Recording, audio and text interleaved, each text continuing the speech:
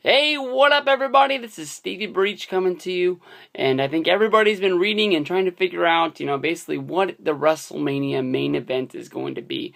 And normally I would tip my hat to the veterans and say, Mr. Undertaker, if you want to be the guy who ends the show and heads us to the back with Brock Lesnar against The Undertaker, you definitely deserve to do it. But this year, I think honestly, has been the year of Daniel Bryan. I think even going back farther than this, Daniel Bryan with his involvement with the Shield, and of course the Shield was sort of like the outside organization, even though they think they were sort of fighting for justice inside the WWE. They were trying to right the wrongs of what was going on out there. Daniel Bryan was the guy out there, whether he went out there with Cena, whether he went out there with Sheamus, whether he went out there with Ryback, was trying to be the guy that was finally going to be able to beat the Shield. I mean, basically the Shield that interrupted basically every WWE Championship match from the Hell in the Cell on for CM Punk. They even got involved in the Royal Rumble match, which basically they were trying to make sure that The Rock did not become the new WWE champion, even though they were not able to do it because Vince McMahon came out and he was able to restart the match because he said that there wasn't going to be any, sort of sneaky outside, basically tactics from what was going down. But, Daniel Bryan was the first guy to ever really get a pinfall over anybody in the Shield, and I think he really deserves, as you've seen the storyline go on, he became the #1 contender at SummerSlam. He beat John Cena, the face of the WWE, only to be cashed in on by none other than Randy Orton and the leading man in charge, Triple H. And then Triple H, every time Daniel Bryan would beat Randy Orton, would just take the title away, saying that basically the referee was screwy or this, that, and the other. And then just basically being pushed down into some mid-card feud with him and CM Punk going up against the Wyatt brothers. And then he fought the Wyatts alone. No matter what they did to Daniel Bryan, he always rose to the top. And I think at WrestleMania, he needs to rise to the top. And against Triple H, he's going to have to throw everything in the book at him. I mean, Triple H, one of the greatest performers in WWE history. I think that he's one of the best champions they've ever had, and him moving into this new, sort of executive position, he's going to be able to rewrite his past however he needs to through documentaries and DVDs and this, that, and the other.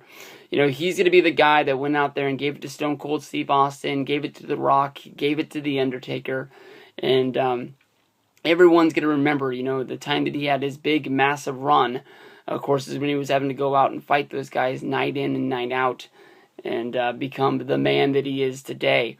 I think now that Daniel Bryan has moved into this main event position, I think it's time that he needs to take that last spot at WrestleMania. I think that enough people have thrown rocks at this card that basically they just say, at the end of the day, if Daniel Bryan gets the win, everything's going to be all right. Because in my mind, I can't see Triple H being that guy anymore. I know that he's thrown basically his card around being like, I am who I am. Basically, he's Paul McMahon now these days since he's married into the family. And he basically gets whatever he wants. But I think he knows, what is, best for business. Is that as long as he's a heel, I don't think he will ever win another match out there. I don't think there's a chance in hell. Even if he fought CM Punk at WrestleMania, he was going to bury anybody. I mean, he's smart enough as a guy to know that if he goes out there and he keeps on beating, guys at his age, that there's nothing into it. I mean, basically, he didn't lay down and take the 1, 2, 3 from Axel on Monday Night Raw. But him, doing the whole, passing out at ringside, he wasn't getting enough oxygen, whatever happened to him out there.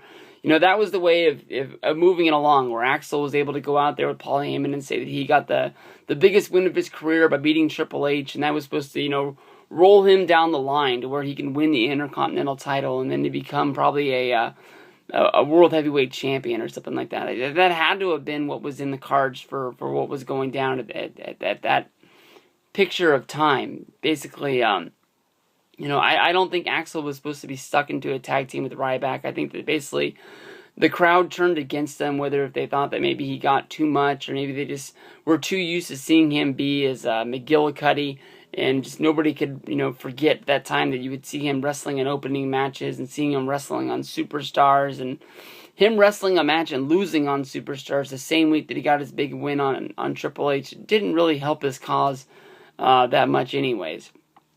Daniel Bryan, I think, is going to go out there at WrestleMania. He's going to give Triple H that big knee right into that big old schnoz of his, and it's going to be 1, 2, 3 in the middle of the ring. I think that it definitely deserves to be the crowning jewel of WrestleMania. I know that it's not the title match, but everybody can see that this has so much more than a title on the line. It's Daniel Bryan being recognized as one of the main baby faces of WWE. He needs to move into being... He's never going to beat John Cena. Unless John Cena gets hurt, Daniel Bryan's always going to be that second banana guy. I mean, the stuff that they have Cena do, the money they put into Cena to putting him at the top of the card, they're not going to have him take a back seat to anybody. Basically, maybe if Cena goes out there and he breaks a knee or anything like that, he has a huge injury where he tears his pectoral muscle again, then Daniel Bryan will move into being the number one guy, and they'll see how long they can float along with him up there. But there's just too much. Basically, Cena's on the cover of the cereal boxes, and the kids love this guy for everything that he is. It is what it is. He's just not going to be there. But Daniel Bryan needs to be that guy in that main event against Triple H, beating him, because it's going to revolve around, basically the machine can't keep this guy down anymore. And I know it's going to suck that Daniel Bryan has to win this championship at a match like Extreme Rules or April, May, June. What's the June pay-per-view? The one that's before Money in the Bank. I don't know. A Payback. Nah. You want to win the title of Payback? I sure the hell wouldn't want to win the title of Payback. I mean, it's kind of like, when they used to have that big toy spinner belt, and you'd see guys like Del Rio, or they'd see guys like Punk hold this belt up.